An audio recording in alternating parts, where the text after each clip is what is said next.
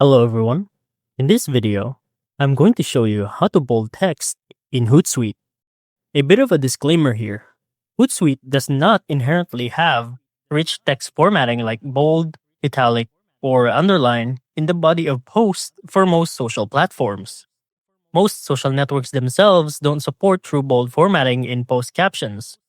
If you want styled text, we're gonna have to be more creative with our approach. In Google, search for LingoJam Bold Text Generator. And this is the top result you should press. And in here, you can add in whatever text you want. For example, I'm gonna add hello. And over here at the side, a bold version of that text will appear. And you have many more options for you to use. I'm gonna pick the top one. You only have to copy this text.